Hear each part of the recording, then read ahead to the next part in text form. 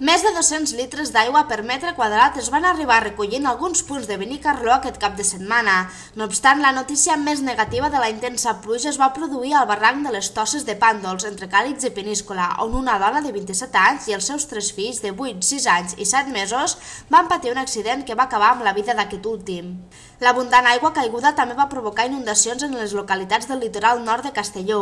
A Peníscola, la zona de la urbanització Penyesmar va ser la que va patir les conseqüències més negatives, amb nombrosos baixos inundats i altres problemes.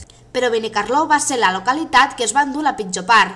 Fins i tot diumenge al matí es va haver de tallar la Nacional 340 al seu pas per aquesta localitat, on la pluja també va obligar a tallar passos soterranis i altres vies i va arribar a provocar desperfectes al centre comercial Costa Azahar. Els bombers, a més, van haver de realitzar un bon nombre de rescats de gent que va quedar atrapada als seus vehicles.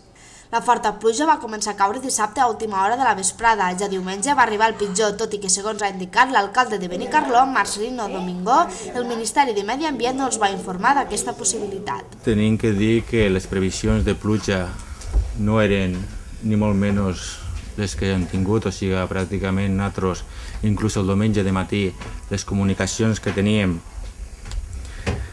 per part del Ministeri era que estàvem en llum verda, o sigui que no anava a produir-se cap pluja. Això era el mateix diumenge, ahir de matí, a les 7:30 del matí, i bueno, tenim que dir que les previsions no han arribat així, com haguem tingut que haver arribat, i bueno, i les sorpreses que hem tingut tots i el caos que hem tingut tots ha sigut degut una miqueta que no han tingut la informació que es tenia que tindre en previsió de les fortes pluges. El mateix Marcelino Domingo ha indicat que l'Ajuntament de Benicarló demanarà la declaració de zona catastròfica per a la partida Sant Gregori, la més afectada. La intenció d'aquest Ajuntament és en la zona navegat tindre tota la valoració dels danys produïts, és demanar la declaració de zona catastròfica en la partida, tot el que correspon a la partida Sant Gregori.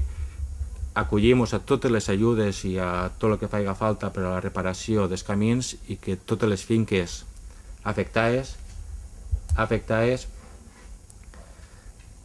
tinguin les seves compensacions per al mal rebut, perquè el mal en terres de cultiu, sobretot en carxofars i en infraestructura, perquè en tots els goteig i valles és molt important. A més, mentre continuen avaluant-se els danys, el Consorci de Compensació d'Assegurances del Ministeri d'Economia i Hisenda ja ha informat de la seva voluntat d'indemnitzar pels danys produïts.